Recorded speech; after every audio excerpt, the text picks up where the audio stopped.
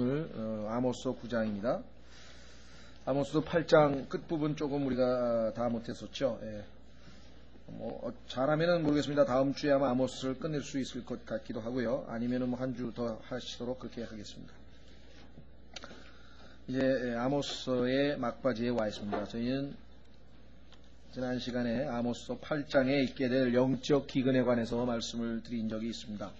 물론 영적으로 우리에게 교회 시대에다가 적용을 했지만 교리적으로 보자면 이제 성령께서 교회 휴거와 함께 하늘로 올라가시고 이 땅에는 완전한 무정부 상태, 이 마귀의 이름 중에 하나가 불법자라 그랬죠. 무법자.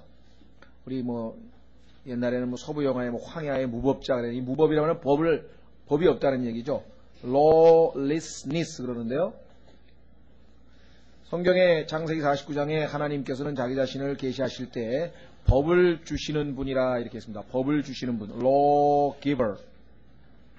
하나님께서는 이 자연 법칙도 다 주셨습니다. 그렇죠? 우리가 일반적으로 얘기하는 만유인력의 법칙, 그 다음에 보일의 법칙, 그 다음에 무슨 법칙에서 우리 중고등학교 다닐 때 보면 상당히 많은 이 우주의 자연 법칙들이 있지 않았습니까? 그것뿐만 아니라 영적인 도덕적인 법칙을 포함해서 성경에 하나님이 주신 율법, 또 우리 그리스도인들에게는 그리스도의 법, 이렇게 해서 모든 법을 주시는 분이시고 법을 준수하시는 분이시고, 그런데 이 마귀는 그 법을 변경시키는 자라 그래가지고 자기 멋대로 제 멋대로, 그래서 lawlessness, 무법자라 이렇게 말씀을 드린 적이 있었습니다. 자, 그래서 그 무법자가 등장하는 그 시대에는 이제 하나님의 말씀을 폐하게 될 것입니다. 특히 오늘날 말씀드린 것처럼 1991년에 성경을 가장 잘 믿는다고 하는 근본주의자들마저도 이제 완전한 하나님의 말씀은 없다, 원본이 없어졌기 때문에, 그래서 결국은 상대적으로 누구든지 믿을 만한 성서들을 여러 개 놓고 자기 취향에 따라 공부할 수 있다 또는 읽을 수 있다 이렇게 얘기를 합니다. 더더군다나 이제 적그리스도가 등장하게 되면은 자기를 위해서 소위 말하는 뉴에이지 성서를 지금 샘플로 지금 만들어냈죠. 아마 뉴에이지 성서라고 하는 이름의 성서가 지금 나와 있는 걸 여러분들이 아마 보신 분이 계실 텐데, 그때 가면은 새 시대, 그렇죠? 뉴에이지의 모든 사람이 다 그 성경을 보도록, 그렇지 아니하면, 그래서 아마 중세에 올바른 성경을 이 카톨릭 교회가 전부 다 찾아내서 그것을 다 불태워 버린 것과 똑같은 일들이 아마 이 환란 때에는 벌어지게 될 것이고, 그렇게 되면 실제적으로 말씀을 찾아도 찾을 수 없는 그런 기근이 아마 있게 되지 않을까 이렇게 생각을 합니다. 유대인들 14만 4천 명을 위해서 하나님께서 준비하시는 건지는 제가 잘 모르지만 지금 현재 영어 킹제임 성경에서 히브리어로 신약 성경이 번역이 되어서 있습니다. 환란 때 유대인 남은 자들에게 하나님께서 아마 주실는지는 잘 모르죠. 관련이 없지 않아 있을 것으로 생각을 합니다. 자, 그래서 여기 보시면은 이제 말씀을 듣지 못한 기갈이라고 하는 말이 8장 11절 끝부분에 나오고, 사람들이 이 바다에서 저 바다까지 북쪽에서 동쪽까지 떠돌아다니며 주의 말씀을 구하려고 이리저리 다름질하여도 그것을 얻지 못하리니, 이것은 실질적으로 이제 환란 때 시대에는 아마 일어나게 될 것입니다. 그렇게 되면 어떻게 됩니까? 그날의 13절, 지난번에 아마 12절까지 우리가 본 것 같은데요. 아름다운 처녀들과 청년들이 갈증으로 인하여 기진하리라. 물론 이것도 문자적으로 그대로 해당이 됩니다. 여러분들 계시록에 보면은 마지막 때에 3년 반 동안에 있게 될 가뭄, 3년 반 동안에 있게 될 가뭄. 그래서 엘리야 시대에 엘리야가 하나님께 기도해서 가뭄이 들었던 사실을 아시죠? 그와 같은 사건이 반복될 것을 우리는 엘리야가 등장하는 계시록 11장에서 살펴봤었고, 그래서 가뭄과 기근이 있을 터인데, 그때 보면은 피가 하나님께서 물을 피로 만드셔서 하나님을 대적하는 자들에 대해서 심판을 내리시고, 뿐만 아니라 수원지, 즉 강물이나 이렇게 물을 우리가 공급받는 그 수원지에 하늘에서 쑥이 떨어져 가지고 그 쓴물이 되는 바람에 물을 먹을 수가 없게 되는 사실 여러분 아시죠? 그렇죠? 우리가 따라서 실제적으로 갈증을 느낀다고 하는 것은 문자적으로 틀린 말은 아닙니다. 그대로 적용이 됩니다. 그러나 여기 앞뒤 문맥에서 봐서는 이것은 말씀에 대한 갈증, 그렇죠? 생명수이신 성령이 성경에서 우리의 배에서 흘러나오는 강물이라고 했으니까 그래서 여기서는 지금 영적인 해석이 1차적으로 가능하고 물질적으로도 충분히 해석이 가능합니다. 절대적인 기준이 없습니다. 어떤 학생이 그런 얘기를 했대요. 이 땅에는 완벽하게 1.1획도 틀리지 않은 그런 성경은 이미 오래전에 없어졌습니다. 이제 우리에게 남아있는 것은 믿을만한 신뢰할 만한 reliable translations밖에 없습니다. 번역본밖에 없습니다. 그 얘기를 듣고 한 신학생이 그렇다면 제가 신학교에 있어서 하나님 말씀이 없는데 하나님을 말씀을 배우러 내가 여기 왔는데 있어야 될 이유가 뭐가 있느냐. 그래서 신학교를 포기하고 그만두었다는 거예요. 왜? 자기는 절대 무한 하나님의 말씀을 배우러 여기 왔는데 그 신학교 교수가 그런 말씀은 없다 그러니까 내가 여기 있어야 될 이유가 뭐가 있냐. 맞는 말이죠. 그렇죠?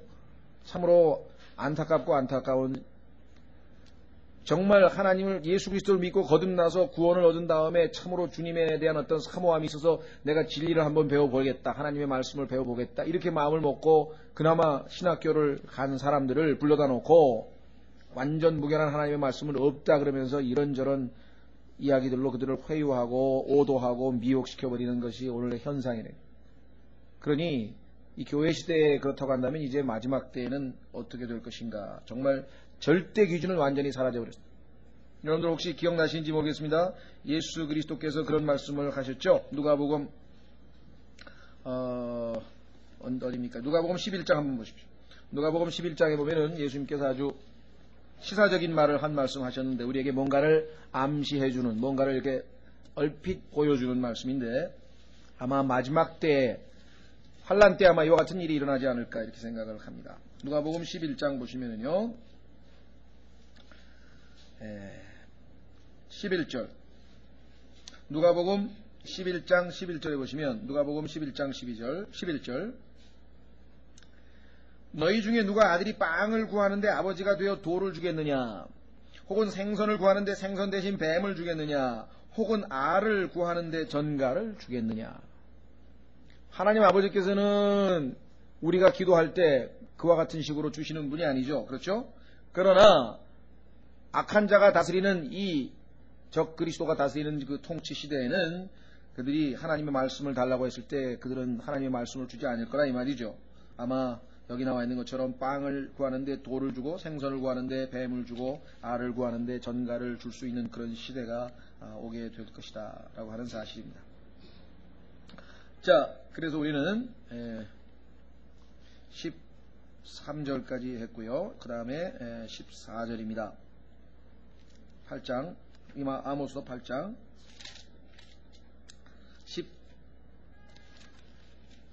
14절. 자, 여기에는 두 도시 이름이 나오는데요. 자, 사마리아의 죄를 두고 맹세하여 이르기를 오 다나 내 신이 살아있다 하거나. 사마리아는 여러분도 아시다시피 북왕국을 예표하고 있죠.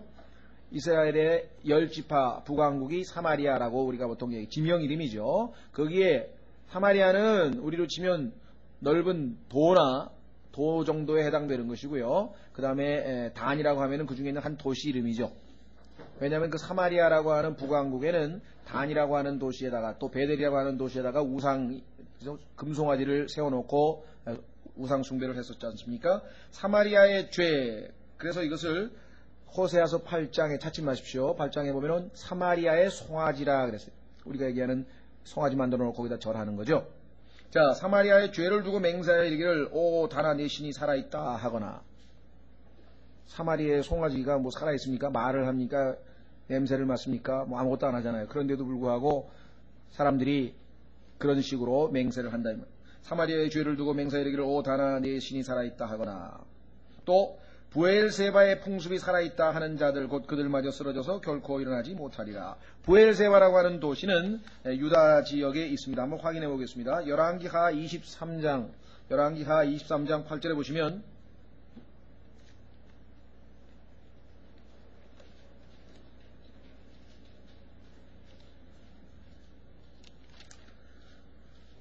열왕기하 23장 8절에 보시면요. 유다의 도시들에 대한 언급이 나오는데 유다의 도시들 이렇게 설명을 합니다. 열왕기하 23장 8절에 또 그가 유다의 도시들에서 모든 제사장을 불러오고 또 그 제사장들이 분향하던 산당들을 게바에서부터 부엘세바에 이르기까지 더럽게 하고 또 성문의 산당들을 헐어버렸으니 이 산당들은 그 도시의 감독자 여호수아의 대문옥이 곧 도시의 문에서 사람의 왼쪽에 있었더라. 여기 부엘세바라고 하는 지역은 남왕국 유다 지역에 속한다는 사실을 우리가 알 수가 있죠. 그러니까 일반적으로 우리가 알고 있는 것처럼 아모스는 북왕국에만 예언을 한 것이 아니고 남왕국 유다에 대한 언급도 자주 등장했던 것을 우리가 쭉 그동안에 공부하면서 확인했었죠. 예.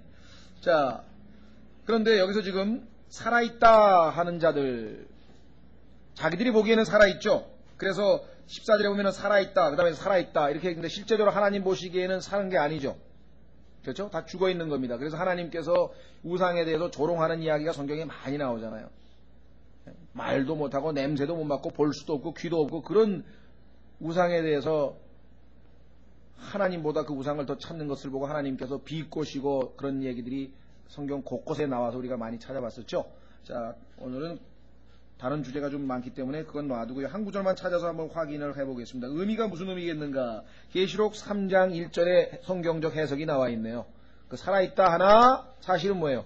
죽은 거죠. 예. 계시록 3장 1절에 하나님께서 사대교회인가요? 사대교회에 대해서 사람들은 살아있다고 하지만 하나님 보시기에는 예수 그리스도께서 보시기에는 죽어있다. 요한계시록 3장 1절에 계시록 3장 1절에 사대에 있는 교회의 천사에게 편지하라. 하나님의 7 영과 7 별을 가진 이가 이것들을 말하노라. 내가 내 행위를 아노니 내가 살아있다는 이름은 가지고 있으나 죽은 자로다. 그렇죠? 여기서도 지금 동일한 얘기입니다. 살아있다 하는 자들, 왜? 그건 거짓말이죠. 그래서 다시 아모스서 8장 14절 오시면 곧 그들마저 쓰러져서 결코 일어나지 못하리라. 결코 일어나지 못하리라. 자, 여기서 부엘세바의 풍습이라고 하는 단어가 뭐냐면 이 매너라고 하는 단어가 나왔는데요. 우리나라에서도 이 외국어를 그대로 갖다 쓰는 경우가 종종 있죠. 그렇죠? 아, 그 사람 참 매너가 좋으네. 매너가 좋다. 이런 말 쓰고요. 그렇죠? 매너가 왜 이래 이 사람. 그래서 매너란 말을 우리가 종종 쓰는데요. 풍습, 관습. 제가 볼 때는 그냥 생활방식 뭐 이 정도로 하면은 좋을 것 같습니다. 자, 하나님을 믿는 사람의 생활방식, 특히 이제 과거의 유대인들이 여호와 하나님을 제대로 섬길 때와 이렇게 타락해서 우상을 숨길 때의 사고방식, 생활방식은 완전히 다르겠죠. 여러분들 요 동일한 단어가 어디에 나오냐면요. 아주 신약 성경에 고린도전서 15장에 나옵니다. 고린도전서 15장 33절은 여러분들이 잘 암송을 해 두어야 될 구절입니다. 왜냐하면 그 말씀을 무시하거나 아니면 좀 무지해서 그 말씀을 잘 모르고 등한시함으로 말미암아 많은 사람들이 피해를 보고 많은 사람들이 실족한 경우가 나옵니다. 고린도전서 15장 33절은 꼭 잊지 마시고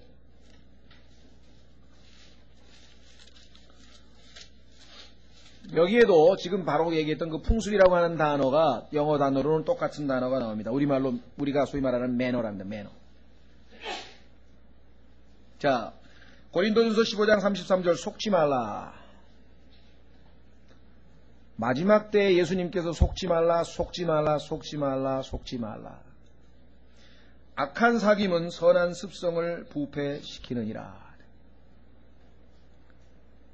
악한 사귐, 커뮤니케이션이라고 했어요. evil communication. 커뮤니케이션이라고 하는 것은 주고받는 거잖아요. 그러니까 만나고, 그렇죠? 서로 교제 나누고, 비성경적인 교제가 나중에는 어떤 일이 벌어지겠느냐, 선한 습성을 부패시킨다 할 때 이 습성이라고 하는 말이 아까 풍습이라고 하는 단어하고 영어로는 같은 말입니다.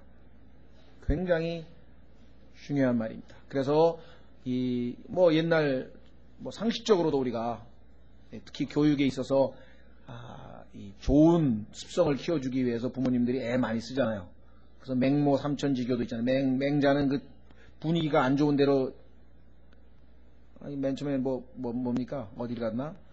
하여간 그저 장사 지내는 하여간 그 맨날 그냥 어이 하면서 맨날 곡하는 그런데 그거 흉내만 내고 있다가 또 그 다음에 갔더니 뭐 장사 흉내만 내고 그래서 서당 옆에로 이사 갔더니 맨날 글만 읽어가지고 훌륭한 사람이 됐다는 얘기는 그 아주 참 유명한 얘기지 않습니까? 성경도 마찬가지입니다. 우리가 성경적으로 건전한 사람들과 우리가 교제하는 것이 우리에게 선한 습성, 즉 올바른 습성을 배울 수 있는 좋은 기회입니다. 자, 그래서 그들마저 쓰러져서 결코 일어나지 못하리라. 하나님의 심판으로 인해 더 이상 일어나지 못합니다. 반면에 우리 그리스도인의 경우에는 주님께서 우리를 의롭다 하셨기 때문에 7번 쓰러져도 18번 일어날 수 있는 그런 여력이 있습니다.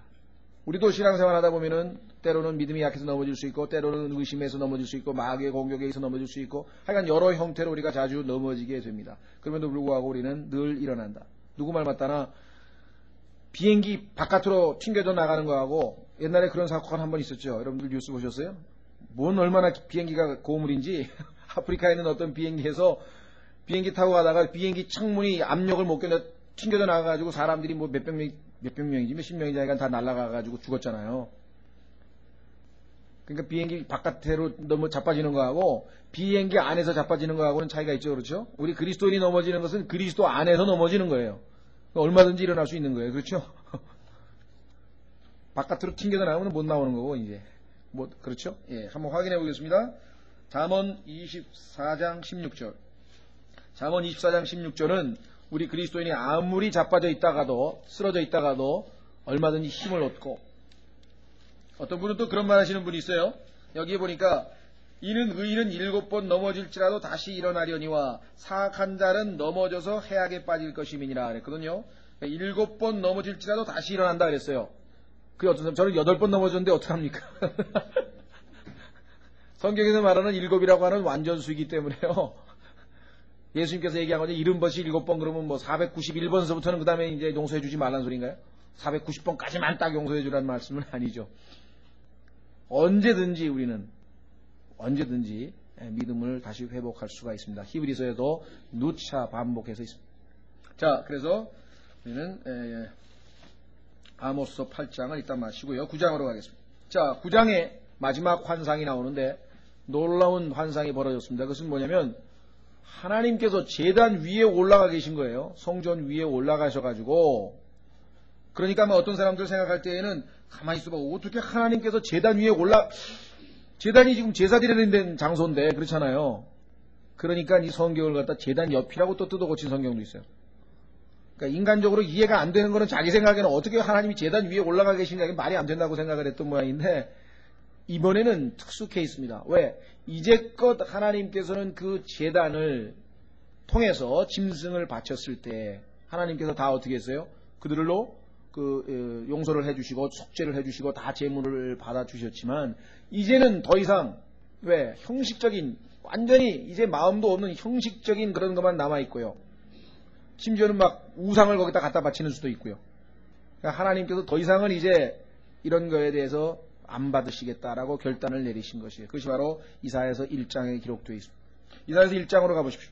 이사야서 1장에 보면은 여러분과 제가 오늘날 이 시대에 과연 주일날마다 수없이 많은 교회들이 11시에 하나님 앞에 경배를 드린다고 와서 경배하지만 하나님께서 과연 어떤 경배를, 영과 진리로 드리는 경배가 얼마나 있으며 그렇지 않은 경배를 하나님께서 받으실 수 있겠는가를 한번 우리에게 가르쳐 주. 자, 한번 보십시오. 이사야서 1장 10절. 이사야서 1장 10절. 너희 소돔의 치리자들아, 주의 말씀을 들을지어다. 너희 고모라의 백성들아, 우리 하나님의 법에 귀를 기울일지어다. 어쩌다가 하나님의 백성이 하나님 보시기에 소돔과 고모라의 백성처럼 되어버렸는가. 이게 실제 소돔과 고모라 얘기를 하는 게 아니에요. 지금 유다 백성에 대해서 하나님께서 말씀하시는데 그렇게 타락을 해버렸다 이 말이죠. 교회 시대에 대해서도 라오디게아에 대해서 주님께서 그렇게 말씀하지 않습니까? 예. 자, 영적으로 살았다가 죽어있는 자라 그랬고요. 안약을 사서 발라서, 왜? 소경이니까. 영적인 소경이니까. 자, 말씀하시기를 11절, 주께서 이르시되 너희가 내게 바치는 수많은 희생물이 무슨 소용이 있느냐. 오늘날 우리 신약시대에는 영적 희생물을 하나님께 드리는 자들이라고, 제사장이라고, 우리가 다 제사장이라고 베드로전서 2장의 말씀을 하고 히브리서 13장의 말씀을 하죠. 영적인 제사장인데 과연 우리가 드리는 희생물을 하나님이 받으실 것인가? 나는 순양의 번제 헌물과 살진 짐승의 이름으로 배불렀으며 나는 수소나 어린 양이나 순점소의 피를 기뻐하지 아니하노라. 너희가 내 앞에 보이러 올 때 누가 너희 손에 이것을 요구하였느냐? 단지 내 뜰을 밟을 뿐이니이다. 영과 진리로 경배하지 아니하면요, 하나님이 누구이신지를 정확하게 알고 그분 앞에 참된 두려움과 경외심을 가지고 나아가지 아니하면 그것은 입술로만 찬양을 하고 입술로만 하나님을 부른 것에 지나지 않습니다. 얼마나 자주 우리도 그와 같은 형태로 하나님 앞에 나아가는가. 저는 아주 여러 번 회개를 하는데요, 찬송을 부르다 보면은 딴 생각하고 있는 거예요. 입술만 지금 찬송을 부르고 있지 완전히 머릿속에는 지금 딴 생각을 하고 있는 경우를 너무 자주 제가 제 스스로를 봐요. 이 가사 속에서 들어있는 실제적인 이 내용이 내 마음에 와닿고 영과 진리로 하나님 앞에 드려지는 찬양이 아니라 입술로는 찬송을 부르고 있는데 머리로는 지금 딴 생각을 하고 있다, 이게. 예? 야, 오늘 기도를 누구 시켜야지? 뭐 이런다든가, 가만히 있다가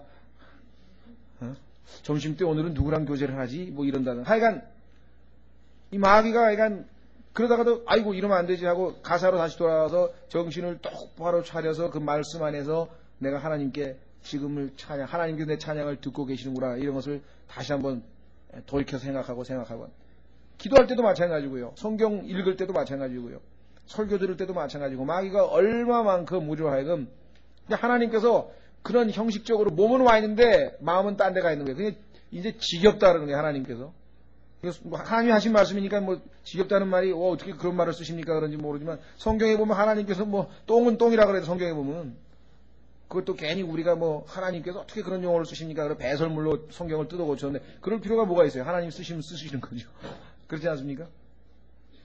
자, 그래서 여기 보시면은 다시는 헛된 봉헌물, 여기 나와 있죠. 봉헌물 자체는 좋은 건데 마음이 안 담겼어. 헛된 봉헌물을 가져오지 말라. 분양하는 것은 내게 가져간 것이요, 월삭과 안식일과 집회로 모이는 것을 내가 견디지 못하겠노니 곧 엄숙한 모임 그 자체가 불법이니라. 내 혼이 너희의 월삭과 정한 명절들을 미워하나니 그것들이 내게는 괴로움이라.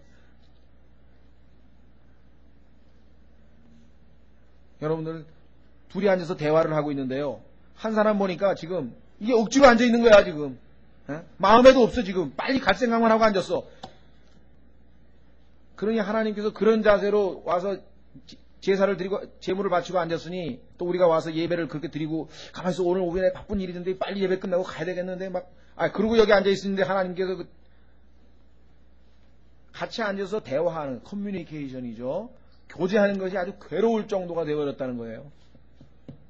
자, 그래서 하나님께서 어떻게 하겠어요? 이제 더 이상은 뭐예요? 스탑. 그래서 제단 위에 올라가서 그 제단이 원래는 뭡니까?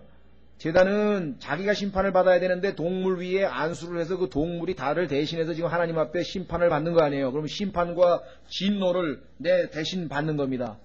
그 대신 나는 하나님으로부터 긍휼을 받는 거죠. 그렇죠? 그 긍휼이 흘러나오는 그 제단이 이제는 하나님의 심판을 받는 장소로 변해버린 것을 여기서 보게 된다는 것입니다. 그렇죠?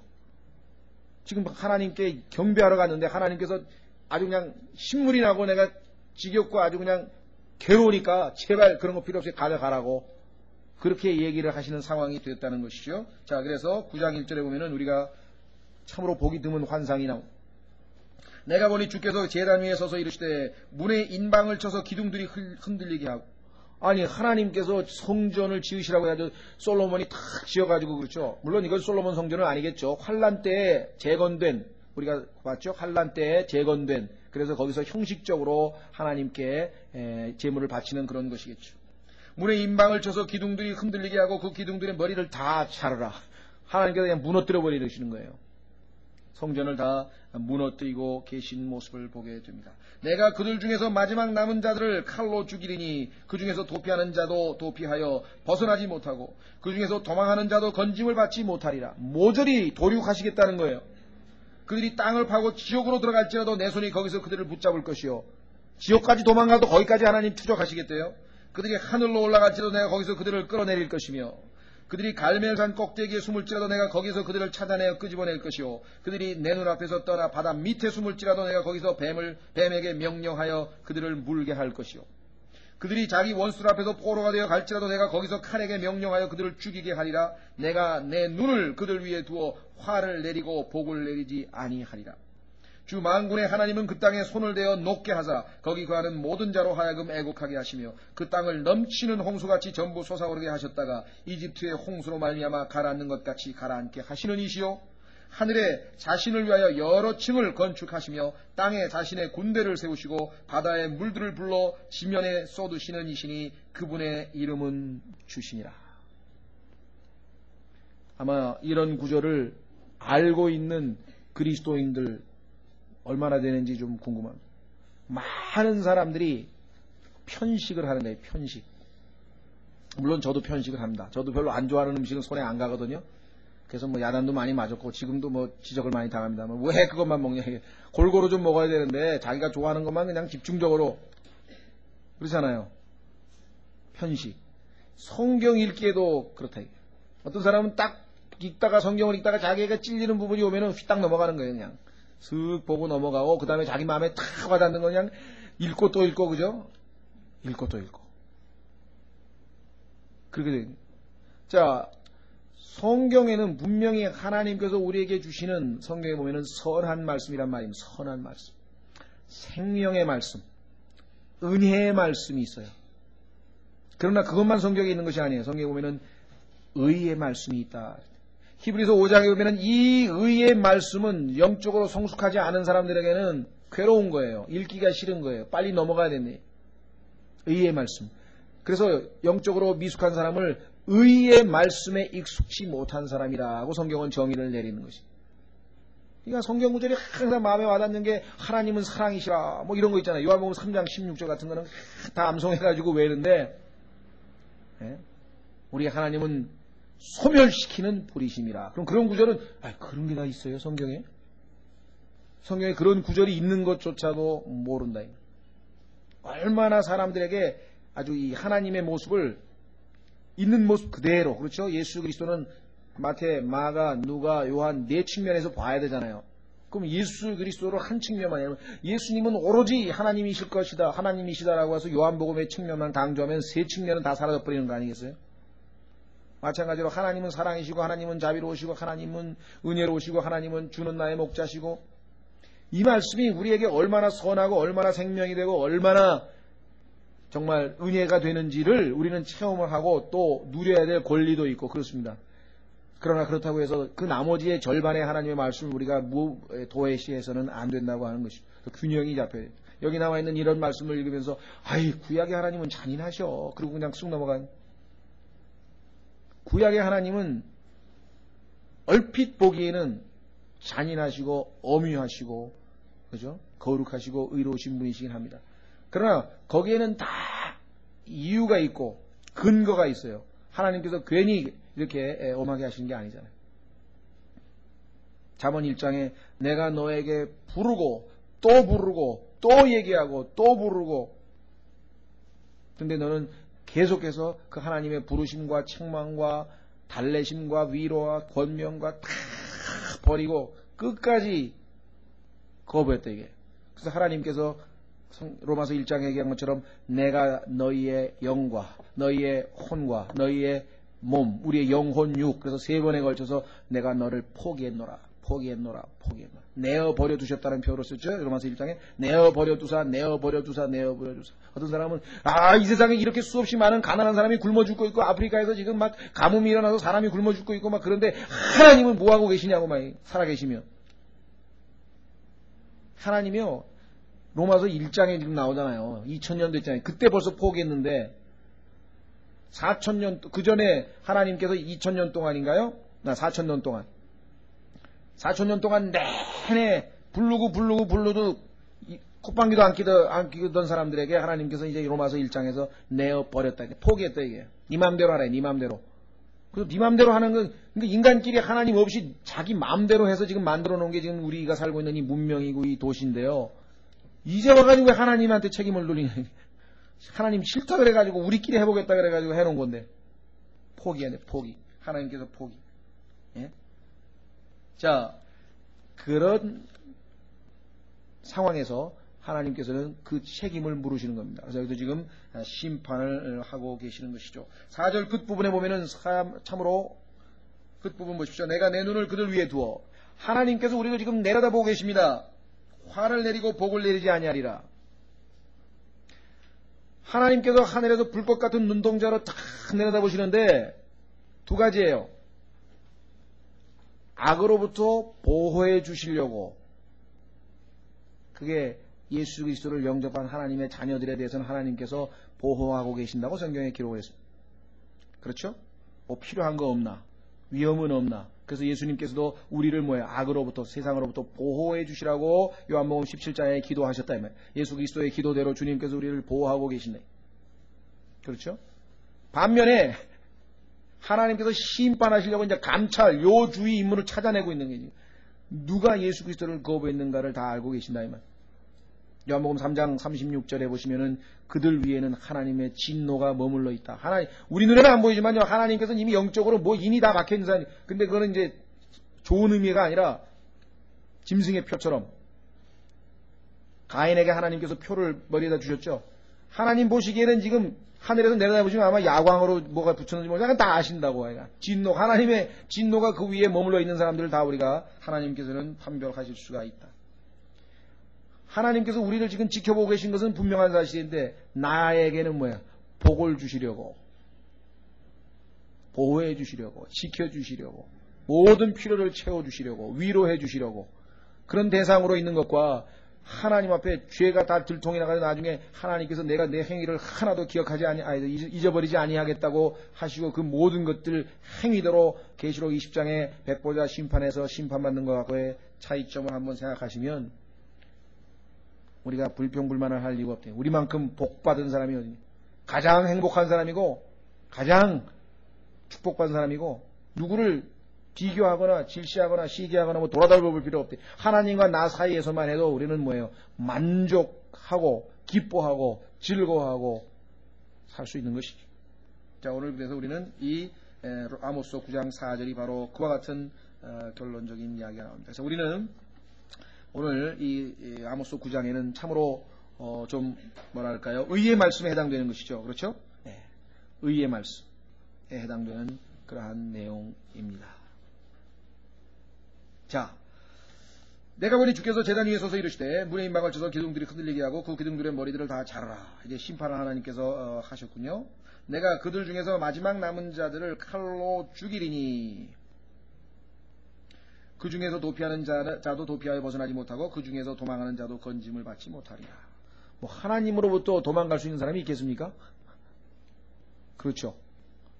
하나님으로부터 어떻게 도망을 가겠어요? 하나님께서 아무리 도망가봐야 끝까지 도망가봐야 지옥이고 아무리 위로 도망가봐야 하늘 아니에요. 그렇죠?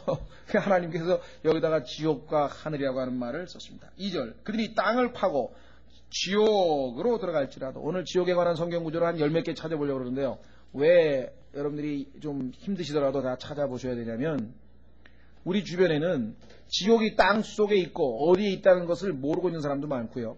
그 지옥이 어떤 곳인지도 모르는 사람도 있고요. 예수님께서 지옥에 가셨다는 사실을 알고 있는 그리스도인은 여러분들 중에서 여러분 주위에 예수님이 지옥에 갔다는 얘기하면 여러분들 보고 즉시로 이단이라 그럴 사람들이 더 많지 그거 알아듣는 사람이 많은 줄 아십니까?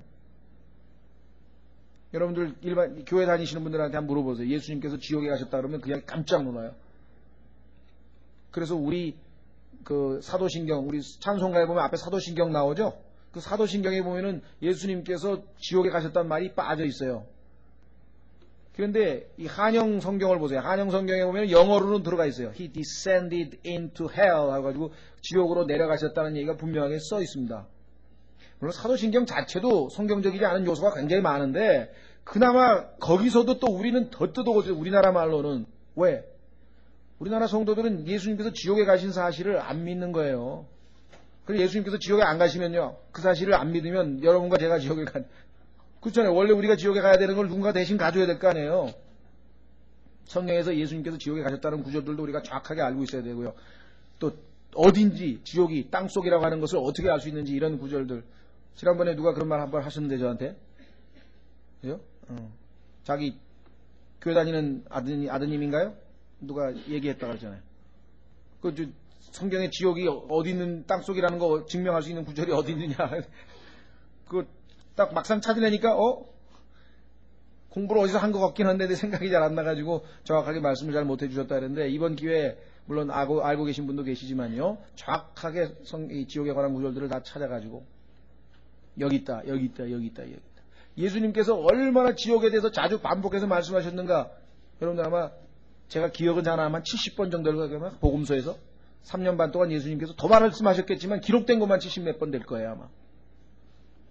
자, 그래서 이 지옥, 그 다음에 하늘. 자, 여기서 이제 우리가 일반적으로 범하고 있는 오류가 나타납니다. 그것은 뭐냐면 어느샌가 우리에게는 영어에는 처음부터 뭐냐면 heaven or hell, 하늘이냐 지옥이냐 이래 되는데 우리나라는 옛날에는 천당 그러죠. 예수천당 불신지옥. 그 최권능 목사라고 왜 막 보면은 일제시대 때 막 복음 전하고 막 여기다 띠두르고 다니는 사람이 불신지옥, 그다음에 뭐 예수천당 그런 거 있잖아요.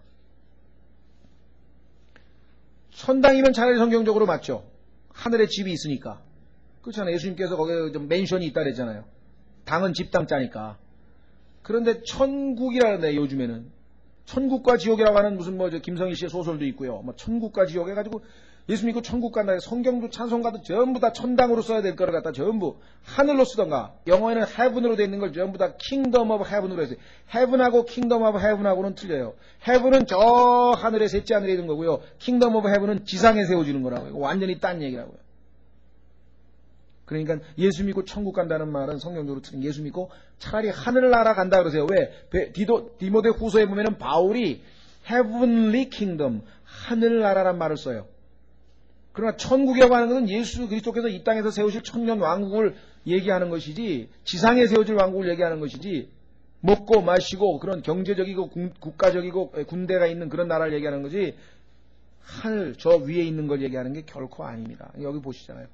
영어에서는 정확하게 hell, heaven, 지옥, 하늘 이렇게 되어 있잖아요. 차라리 하늘은 우리가 하늘로 간다?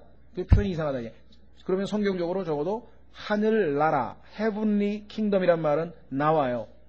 디모데 후서에 보면 바울이 자기가 하늘나라에 이르기까지 하나님께서 자기를 보호해 주실 것이라는 얘기가 나오거든요. 차라리 그걸 쓰던가. 이 천국이라고 하는 용어는 찬송가에서도 그렇고 다 교리적으로 심각한 오류를 만들어내는 겁니다. 그럼 왜 어떤 분은 그럼 찬송가 부를 때 다 고쳐서 부르지 왜? 그래서 어떤 분은 고쳐 부르더라고요 보니까. 천국을 전부 하늘로 고쳐서 부시는 분도 좀 있어요. 이게 들어보면 이분은 다 고쳐서 부르는 분도 있고.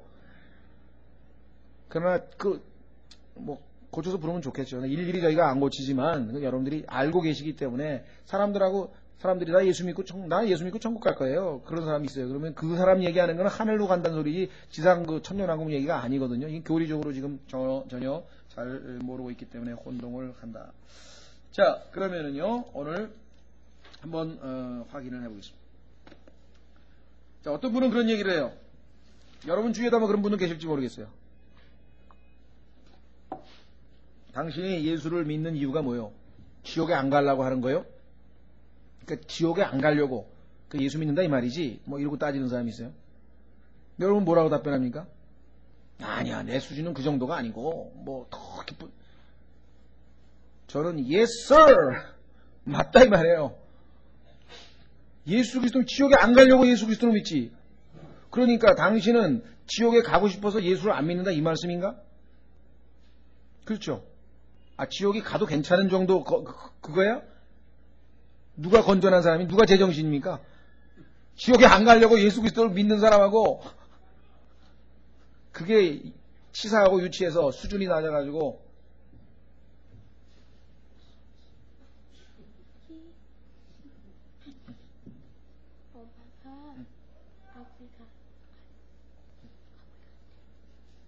무슨 말이지 모르겠어. 알았어. 엄마가 예수 끊으면 어디 가는 알았어. 예. 갑자기 그냥 그래서 지금 무슨 말씀했대? 지옥에 안 가려고. 아니, 지옥에 안 가려고 예수 믿는 게 건전한 겁니까? 그 정도는 치사하고 유치해서 나는 안 믿고 지옥에 갈란다고 하는 사람하고 누가 제정신인가 한번 생각해 보세요. 이 세상 사람들이 아주 똑똑한 것 같아도요, 정말 멍청하고 바보예요. 그렇잖아요. 아니, 예수 그리스도를 믿으면 지옥에 안 간다는데, 아니, 그걸 안 믿겠고 그냥 지옥에 가겠다 그러면 도대체 그게 정상이냐고. 이게 이상한 사람들이에요, 이상한 사람. 성경에서 그래서 뭐예요?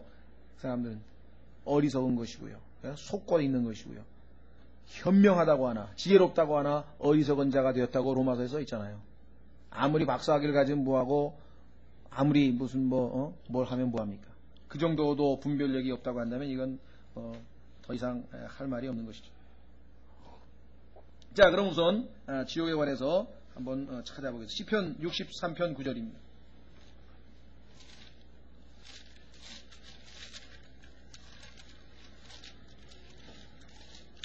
여러분들, 세계적으로 유명한 복음 전도자 중에 빌리 그레함이라고 하는 사람이 있는데, 빌리 그레함이 미국서도 이미 근본주의 진영에서는 이제 배교했다, 여러 가지 이야기들이 많습니다. 저는 개인적으로 그분에 대해서 이러쿵저러쿵 할 얘기는 없어요. 사실은 비판할 게 많습니다만은 과거에 많이 했고요. 이미 카톨릭 노틀댐 대학에 가가지고 박사학위도 받고, 교황은 이 시대의 위대한 하나님의 예언자고 선지자라고 우리가 보기에는 정말 말도 안 되는 헛소리도 늘어놨고, 그 이외에도 정말 따지면 도저히 교제가 안 되는 사람이죠. 그래도 세상에서는 그 사람 통해서 구원받은 사람이 또 꽤 있거든요. 우리나라에도 와가지고 김장한 목사님이 여의도에서 해가지고 그때 결신하고 그때 구원받았다는 사람들도 상당히 많다 이 말이죠. 그러나 그 사람이 요즘에 와가지고 무슨 얘기를 했냐면, 지옥이라고 하는 것은 일부 어떤 사람들이 생각하고 주장하는 것처럼 무슨 땅속의 실제적인 장소가 아니고 하나님으로부터 분리된 상태를 말한다, 이렇게 얘기를 해요. 아니, 죄가 하나님과 우리 사이를 갈라놨다고 성경에 얘기했으면은 이 세상에 구원 안 받은 사람은 다 지금 현재 하나님으로부터 분리되어 있는 상태거든요. 우리는 하나님과 연합을 했죠. 왜? 우리는 예수 그리스도를 믿었고 주와 합하는 자는 한 영이라고 성경에 말씀했으니까. 예수 그리스도 안에서 우리는 하나가 된 거 아니겠습니까? 그렇다면 지금 예수 그리스도를 안 믿고 있는 사람들이 살고 있는 저 미국, 대한민국, 이 지구, 이곳이 그럼 지옥이냐? 그렇죠? 하나님과 분리된 상태가 지옥이라 그러면 지옥이. 그런데 사람들은 지옥이라고 하는 말에 대해서 하나님을 믿고 구원받은 사람에게는, 우리에게는 그것이 우리에게 더 이상 공포를 주지도 않고 두려움도 주지 않고 거부감도 주지도 않고, 우리에게는 오히려 뭐예요? 과거에 내가 거기에 갔어야 될 사람인데 내가 거기서부터 구원받았다고 하는 사실에 감사함이 넘치고, 다만 안타까운 것은 아직도 안 믿는 우리 주변에, 특히 우리가 알고 있는 사람들이 그곳에 갈 수밖에 없다고 하는 사실 때문에 우리가 괴로워하고 안타까워하는 것뿐이지. 그렇죠? 자, 시편 63편 9절. 오직 내 혼을 찾아 멸하려 하는 자들은 땅의 더 낮은 부분으로 들어가고, 여기 보시면 땅의 더 낮은 부분이라고 되어 있습니다. 땅의 더 낮은 부분. 그렇죠? 이 땅의 더 낮은 부분이라고 하는 것이 에베소서의 신약 성경에 인용이 되어 있습니다. 한번 확인해 보겠습니다. 에베소서 4장 8절. 땅의 낮은 부분이 아니라 더 낮은 부분입니다. 더 낮은 부분. 에베소서 4장.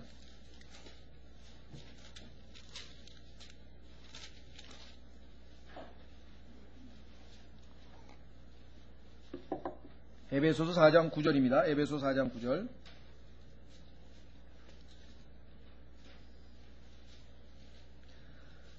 이제 그분께서 올라가셨다 하셨은즉 또한 먼저 땅의 더 낮은 부분으로 내려가신 것이 아니면 무엇이냐. 그러니까 예수 그리스도께서는요, 지옥에 가셨다가 하늘로 승천하셨잖아요. 그러면 예수 그리스도를 믿은 사람은 예수님 대신이, 예수님께서 우리를 대신해서 지옥에 가셨으니까 우리는 갈 필요가 없는 거고, 주님과 함께 하늘나라로 가면 되는 거죠. 주님을 받아들이지 않은 사람은, 아들이 없는 자는 하늘나라로 갈 수가 없는 것입니다. 여기 보시면 땅의 더 낮은 부분으로 내려가신 것이 아니면 무엇이냐. 내려가신 그분께서 또한 모든 하늘들보다 훨씬 위로 올라가신 바로 그분이시니 이것은 친히 모든 것을 충만하게 하려 하심이라고 성경은 얘기했죠. 자, 세 번째 신명기로 보십시오. 신명기 32장에 가면은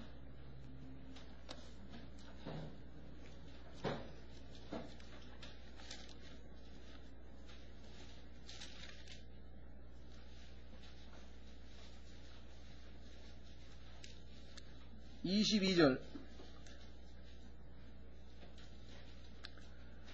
신명기 32장 22절 보시면은요. 이는 내가 분노하는 중에 불이 일어나서 가장 낮은 지옥까지 태우고, 여기 나와 있죠? The lowest hell 이런 표현이 나옵니다. 가장 낮은 지옥이라고 하는 표현은 여기뿐만 아니라 시편 86편에도 나오는데요. 그러니까 지옥에도 뭐가 있다는 얘기입니까? 등급이 있다는 얘기예요. 지옥에도 등급이 있다. 하늘나라에도 등급이 있죠? 상 많이 받는 사람, 10골 받는 사람도 있고 5골 받는 사람도 있고 있잖아요. 등급이 있잖아요. 옛날에 어떤 사람이 로크맨 박사한테 그런 얘기를 했다는 거예요. 플로리다에 있는 파나마 시티라고 하는 도시가 있는데 거기서 한 사람에게 복음을 전했더니 그 사람이 그러더래요. 나는 박사님, 여보시오, 나는 정말 내가 봐도 평생에 내가 남에게 해도 안 끼치고 정말 나는 바르게 살았다 이게. 근데 당신이 나한테 전한 복음에 따르면 나 같은 사람은 예수 안 믿었다는 그 한 가지 이유 때문에 평생 착하고 올바르게 산 사람은 지옥으로 가고, 평생 정말 태어나면서부터 시작해가지고 그냥 그 철들기 시작하면서부터 시작해가지고 그냥 악하고 못되고 그냥 온갖 마귀 같은 짓만 하고 살았던 그 사람이 이 순간에 당신이 말한 대로 회개하고 예수님을 믿고 구원받으면 그 사람은 즉시로 죽으면 하늘나라로 간다 그 소리냐 이거지. 당신이 나한테 전하고 싶은 내용이 바로 그거냐? 그러니까 바로 그거다 이게. 바로 그거다. 그게 얼마나 화가 났겠어요. 에? 자기는 지금 칵하고 바르게 살았는데 아주 자기가 보기에도 인간 쓰레기 같은 사람은 하늘나라 가고. 그때 아주 로크만 형제님이 아주 지혜롭게, 다만 당신에게 한 가지 위로가 될 말을 제가 해주겠소. 뭐냐? 지옥에 가더라도 로이스트, 가장 낮은 등급에 해당되지는 않을 것 같소. 착하게 살았으니까 아마 지옥에서는 상당히 높은데 아마 계시게 될 것 같소. 그렇게 얘기를. 그렇죠? 성경에 보니까 지옥에도 등급이 있다 보니까 당신은 아마 지옥에서는 굉장히 높은데 계실 것 같다. 그렇게 얘기를 해줬다고 하는데요. 예. 자, 여기서 성경에는 또 다른 표현이 나옵니다. 마태복음 12장 40절에 보면은 땅의 심장이라고 하는 말을 썼어요. 심장, 사람의 우리의 몸 신체의 제일 정 가운데 있는 거 아닙니까? 예. 자, 땅의 심장, 마태복음 12장 40절.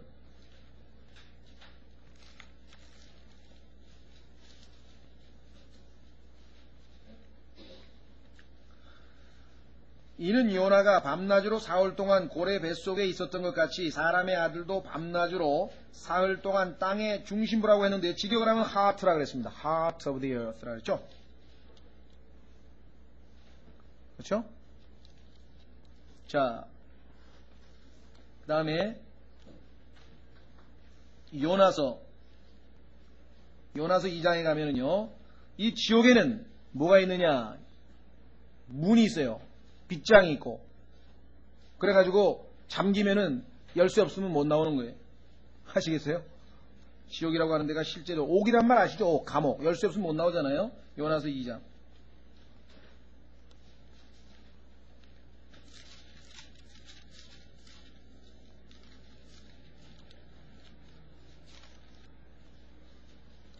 자, 요나서 2장 보시면은요, 6절이 있습니다. 요나서 2장 6절. 내가 산들의 밑바닥까지 내려갔으며 땅이 자기 뭐라 했습니까? 빗장들과 함께 영원히 내 곁에 있었사오나 오 주 하나님이여 주께서 내 생명을 썩음에서 끌어올리셨음이니이다. 여기 나와있죠? 자, 여기 보시면은 빗장이 나오죠? 빗장.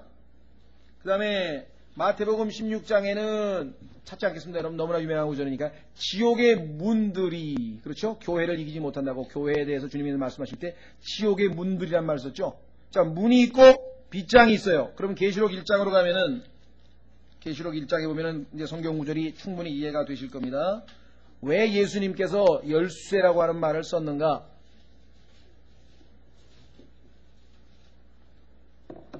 계시록 요나서 2장입니다. 요나서 2장 6절에 보시면은 빗장, 그 다음에 마태복음 16장에 예수님께서 베드로에 대해서 말씀하실 때, 그렇죠? 거기 보면은 주는 그리스도시요 살아계신 하나님의 아들입니다 라고 신앙 고백을 했을 때 예수님께서 이제 자기를 반석이라고 하시면서 반석에다가 놓고 교회를 세우신다고 했는데, 교회는 지옥의 문들이 이기지 못한다 그랬죠. 예수 그리스도 몸된 교회는 지옥의 문들이 이길 수가 없죠. 자, 왜냐? 예수님께서는 어떤 분이시기 때문에 그런가? 계시록 1장 18절. 계시록 1장 18절.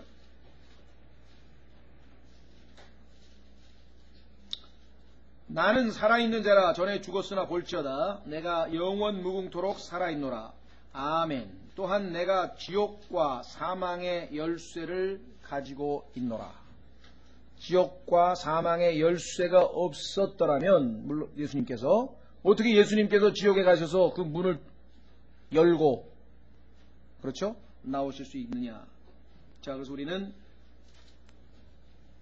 두 번째로 그 다음에 지옥에 관해서 몇 구절만 더 찾아보겠습니다. 시편 71편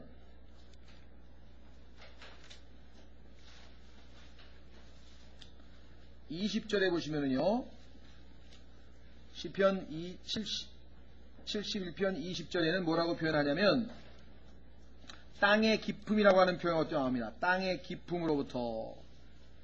땅의 기품. 그래서 아까 땅속이라고 하는 거에서 땅을 판다고 아모스에서 아까 얘기를 했죠. 그렇죠? 자, 그 다음에 86편으로 또 시편 바로 옆이니까요. 시편 86편 13절. 아까 얘기한 것처럼 가장 낮은이란 말 또 나왔죠. 가장 낮은 지옥. 자, 그 다음에 사도행전 2장으로 갑니다. 아까 우리는 예수님께서 마태복음 12장에서 땅의 중심부, 땅의 심장으로 가셨다고 했고, 에베소서 4장 9절에서 예수님께서 땅의 더 낮은 부분으로 가셨다고 했고, 그래서 예수님께서 지옥에 가셨다고 하는 성경 구절들을 여러 개 봤었습니다. 그렇죠? 그러나 지옥이라고 하는 용어는 안 나왔죠. 자, 그 용어가 나온 구절이 바로 어디냐? 사도행전 2장입니다. 한번 확인해 보겠습니다. 사도행전 2장.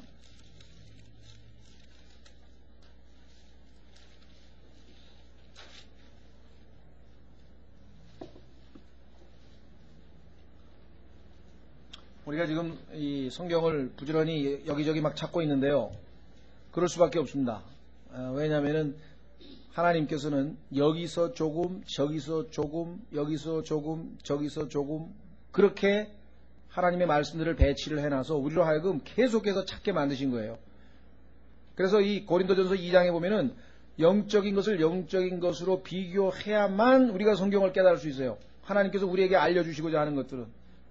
그러니까 성경 공부의 비결은 뭐냐면 성경을 계속해서 찾아서 비교해서 읽는 거예요. 그러면은 그 비교해서 찾아서 읽도록 해주는 가이드 노릇을 하는 것이 성경교사, 제가 하는 일이고, 그러면 여러분 안에 계시는 기름 부음, 성령께서, 요한일서에 보면은 성령께서 그 구절을 읽는 순간에 여러분들에게 깨달음을 주시는 것이에요. 제가 여러분들에게 깨달음 주는 게 아니잖아요. 그렇죠?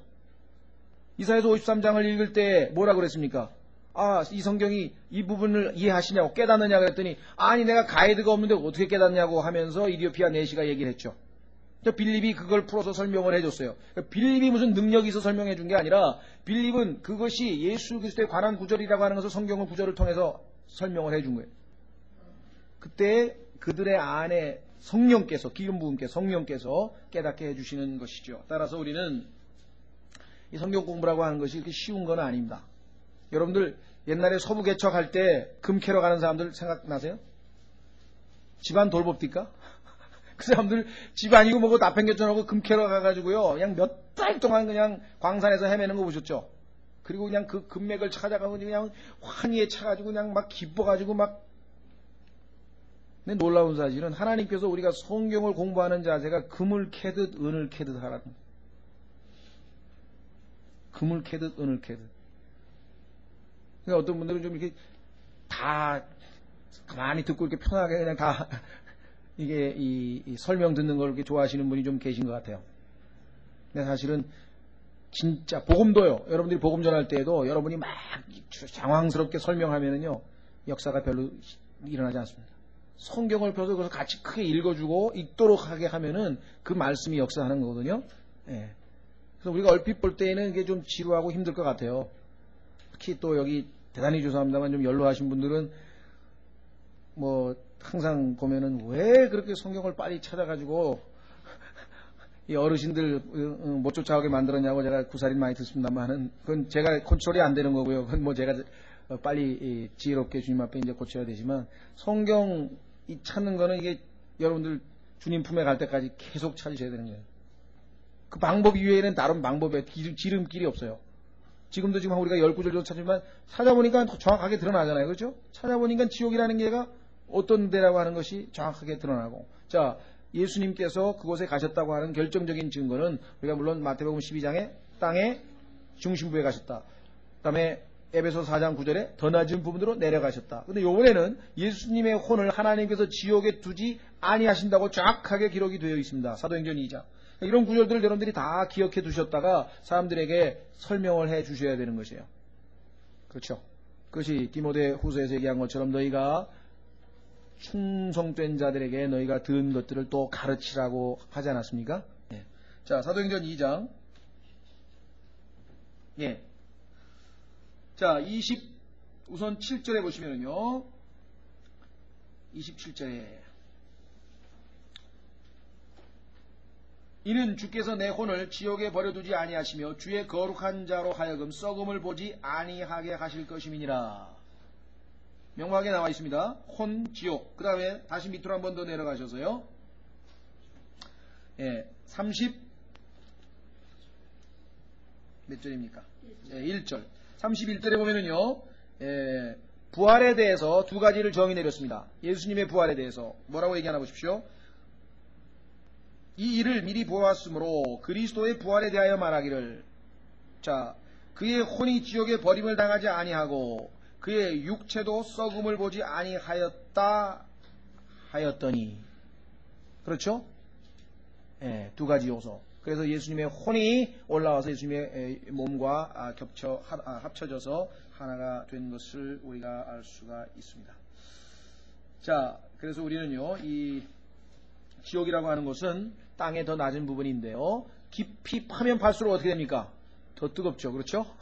깊이 파면 팔수록 더 뜨겁다고 하는 사실은 뭐 지질학을 제대로 공부하지 않은 사람 상식적으로 뭐 고등학교, 중학교에서 지학 시간 조금만 공부하는 사람 다 알죠. 땅으로 파면 팔수록 더 뜨겁다고 하는 사실을 우리는 성경을 통해서 잘 알고 있습니다.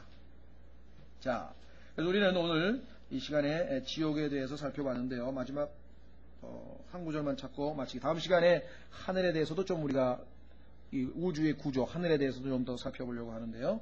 자, 시편 139편에서 한 구절 찾고 쉬겠습니다. 시편 139편.